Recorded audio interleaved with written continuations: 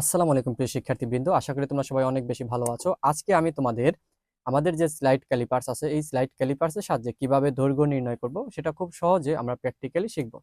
তো তোমরা এখানে আমার হাতে স্কেল দেখতে পাচ্ছ। দেখো এখানে আমাদের কয়টা স্কেল আছে? দুইটা স্কেল আছে। এই যে স্কেলটা দেখতে পাচ্ছ, এটা বড়, এটা হলো আমাদেরকে মেইন স্কেল বা মূল স্কেল। হ্যাঁ, তো এখানে এই মেইন স্কেল বা মূল স্কেলে দেখো, একটু যদি আমরা খেয়াল করে দেখি, এখানে 0 থেকে 1 2 3 4 এভাবে আমাদের আছে। অর্থাৎ এটা আছে কিসে? মেইন স্কেলটা থাকে কিসে? সেন্টিমিটারে। দেখো এই যে সেন্টিমিটার, 1 সেন্টিমিটার 0 থেকে 1, এর মধ্যে দাগ আছে কয়টা? 10টা। এই যে ছোট ছোট যে দাগ, ছোট ছোট যে ঘর, এগুলাকে বলা হয় কি? মিলিমিটার। তাহলে 1 সেন্টিমিটার সমান সমান কত? 10 মিলিমিটার, যেটা তোমরা আগেই জানো। তাহলে আমরা কি লিখতে পারি? দেখো এখানে লিখেছি অলরেডি আমি, 1 সেন্টিমিটার ইজ ইকুয়াল টু কত? 10 মিলিমিটার। এখন একটু খেয়াল করে দেখো, এটাকে আমি কেন স্লাইড ক্যালিপার্স বললাম? এখানে স্কেল আছে দুইটা, এটা তো আমাদের মেইন স্কেল। আর এই যে স্কেলটা দেখতে পাচ্ছ এখানে ছোট, এই স্কেলটাকে বলা হয় কি? Vernier scale. তাহলে মেইন স্কেল এবং ভার্নিয়ার স্কেলের সমন্বয়ে গঠিত হয় কি? Slide callipers. এখন এই যে ভার্নিয়ার স্কেলটা, এই ভার্নিয়ার স্কেলটা আমাদের এখানে কি করতে পারে বলতো? এখানে মুভ করতে পারে, ঠিক আছে? অর্থাৎ এই জন্য এটার নাম হলো কি বলতো? Slide callipers. অর্থাৎ স্লাইড ভাবে আমরা কি করতে পারি বলতো? মুভ করতে পারি ইজিলি। এখন এই যে যন্ত্রের যে বর্ণনা, এটা আমাদের কি?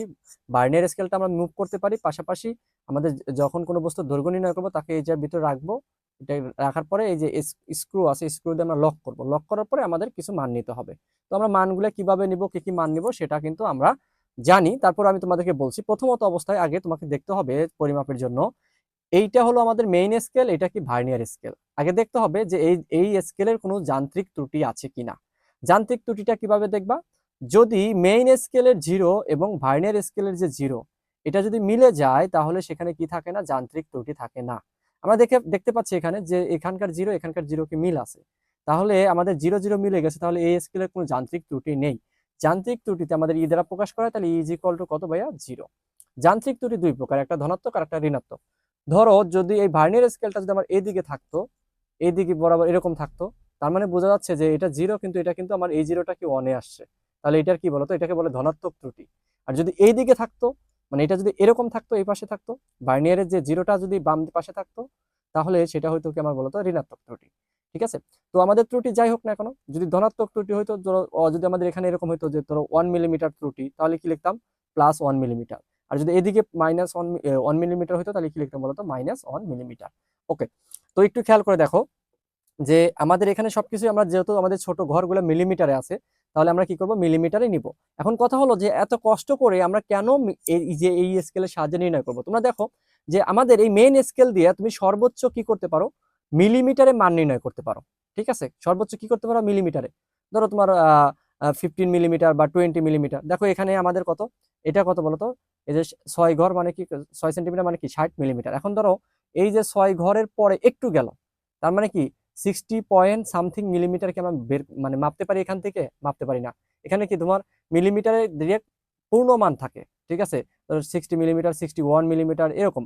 এই যে একটা করে ঘর মানে কি? 1 মিলিমিটার। তাহলে মানে এখানে আমি কিন্তু পয়েন্ট মিলিমিটার মাপতে পারি না। তো যার জন্য আমাদের সূক্ষ্মভাবে মাপার জন্য এই যে এই ভার্নিয়ার স্কেলটা ব্যবহার করা হয়। তো এই স্কেলের সাহায্যে আমি মান নির্ণয় করার জন্য আমাকে প্রথমে কি করতে হবে জানো? প্রথমে করতে হবে, আগে তো আমাদের স্কেলটা 0-এর সাথে 0 মিশাবো। এখন একটু খেয়াল করে দেখো, এই স্কেলের 2 গড়, এই মেইন স্কেলের 2 গড় মানে 2 মিলিমিটার সমান সমান কি? এখানকার 1 গড়। এই যে এখানে এখানে 0 1 2 3 4 এরকম কত আছে আমাদের? 9, তারপরে 0, মানে 10টা আছে। এখন এই 10টা সমান সমান এখানকার কয়টা? আগে হিসাব করে নিই। এখানকার দেখো, এখানকার 2 গড়ের সমান সমান এই যে একটা। আবার এখানকার 2 গড় সমান সমান কত? এখানে মানে তোমার 0 থেকে 1 এই পর্যন্ত এই এই স্কেলে কয় ঘর বলো তো? 4 ঘর। তাহলে এখানে আছে কত? আমাদের 10। তাহলে এখানে এই ভার্নিয়ার স্কেলে কয় ঘর আছে বলো তো? এইটার জন্য ভার্নিয়ার স্কেল আছে কত? ভার্নিয়ার স্কেল আছে এখানে হলো তোমার 4 10 কে 40 ঘর। তাহলে ভার্নিয়ার স্কেলের এখানে আছে কত বলো তো ভাইয়া? 40 ঘর। খেয়াল করে দেখো, এখানে আছে কত? 40 ঘর। একটু খেয়াল করে দেখো, এটার 40 ঘর এই মেইন স্কেলের কয় ঘরের সাথে মিলে গেছে? মেইন স্কেলের মিলে গেছে হলো, এটা হলো মেইন স্কেল, এটা হলো আমাদের কি? 4 মানে কি? 40 মিলিমিটার। তার মানে এটা কত? 39 মিলিমিটার। তাহলে আমাদের কি হয়ে গেল? তাহলে এখানে কি হয়ে গেল বলতো? এখানে দেখতে পাচ্ছ যে আমাদের এটা কি ছিল? এইটা হলো 40 মিলিমিটার, এখানে কি? 39 মিলিমিটার। তাহলে ভার্নিয়ার স্কেলের 40 গড় সমান সমান মেইন স্কেলের কত? 39 মিলিমিটার। তাহলে বুঝতেই পারতেছো যে আমাদের মেইন স্কেল থেকে এটা কি আর একটু ছোট হবে, ঘরগুলো কি ছোট, ঘরগুলো কি ভার্নিয়ার ঘরগুলো কি ছোট, অর্থাৎ আমাদের মেইন স্কেলের যেটা 39 ঘরের সেটা আমার ভার্নিয়ার স্কেলে কয় ঘর হয়ে গেছে বলতো, 40 ঘর। মেইন স্কেলে ছিল কি, মেইন স্কেলের কি 39 ঘর, ইজিকল টু কত, ভার্নিয়ার স্কেলের কত, 40 ঘর। তাহলে আমাদের এখানে কি এই যে এখানে 40 থেকে কি এক ঘর কম, তাহলে এক ঘর কম আমার কি হয়েছে বলতো, এই সবগুলা এই 40 ঘরের মধ্যে আছে। তাহলে আমাদের দেখো এখানে 40 ঘরের জন্য ভার্নিয়ার, তাহলে আমরা ভার্নিয়ার স্কেলের 40 ঘরের জন্য আমার কি হয়েছে বলতো, মেইন স্কেলে কমছে কয় ঘর, এক ঘর। তাহলে 40 ঘরে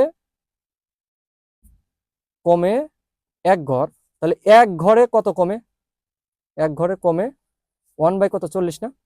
এটাকে কি বলে জানো, এটাকে বলা হয় আমাদের ভার্নিয়ার ধ্রুবক।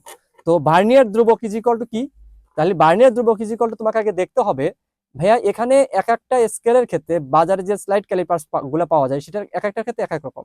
কোনোটায় আবার কি হয়েছে বলতো, তোমার এই যে এটার হলো ভার্নিয়ারের যে 20 ঘর সেটা হলো মেইন স্কেলের কত, 19 ঘরের সমান, আবার ভার্নিয়ারের 10 ঘর মেইন স্কেলের কত, 9 ঘরের সমান, এক একটা ক্ষেত্রে একরকম।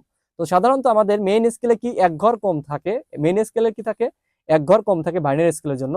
তাহলে আমার কি করতে হয়, এই এক ঘরকে তোমার এই যে এখানে ভার্নিয়ার স্কেলের যে দাগ সংখ্যা আছে সেই দাগ সংখ্যা দ্বারা ভাগ করতে হবে। এখানে একটু খেয়াল করে দেখো, এখানে দাগ আছে কত, 1 2 3 4 5 6 7 8 9 এবং 0 মানে এখানে 10। তো তুমি কি 10 দ্বারা ভাগ করে দিবা না, তোমাকে বুঝতে হবে যে এখানকার এই যে ছোট ছোট যে ঘর আছে এই ঘরগুলো এখানকার কয় ঘরের সমান, এটা কিন্তু খেয়াল রাখতে হবে। তোমরা দেখতেই পাচ্ছ এখানে কত 0.05 মিলিমিটার দেওয়া আছে, এটা কিন্তু মানটা কিন্তু ভুল দেওয়া আছে আমাদের, ঠিক আছে। তো আলটিমেটলি কি হবে এখানে 1/40, 1/40 মানে কি বলতো 0.025 মিলিমিটার। অর্থাৎ আমাদের এই যে ভার্নিয়ার স্কেলের যে এক ঘর, সেই এক ঘরে আমার কি হবে বলতো 0.025 মিলিমিটার কম আছে, ঠিক আছে। তো এখন দেখো ভার্নিয়ার সমাপতন জিনিসটা আমরা যখন নির্ণয় করবো তখন বুঝতে পারবো, আর মেইন স্কেলের পার্ট মানে আমি যখন দৈর্ঘ্য নির্ণয় করবো এটা আসবে।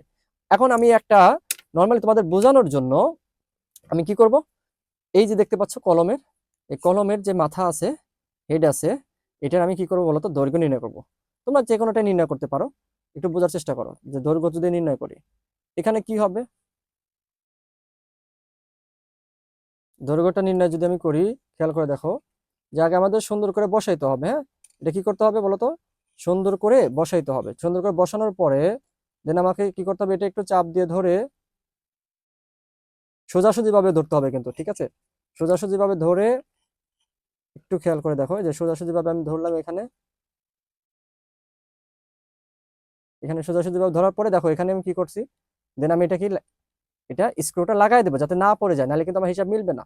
এখন একটু খেয়াল করে দেখো যে আচ্ছা এটা পড়ে যাক সমস্যা নেই। এখন আমরা দেখলাম কি বলতো, এই যে এটা নেওয়ার পরে, এটা নেওয়ার পরে আমার কি হলো যে এখানকার যে দাগটা, এখানকার দাগটা কি বলতো 39 থেকে একটু বেশি আসছে না, এই যে পার্টটা দেখো মেইন স্কেলের পার্টটা কি 39 থেকে একটু বেশি আসছে। তাহলে 39 থেকে যদি একটু বেশি আসে তাহলে আমার মেইন স্কেলের পার্ট আমি ধরবো কত, যেটা থেকে একটু বেশি, অর্থাৎ 39।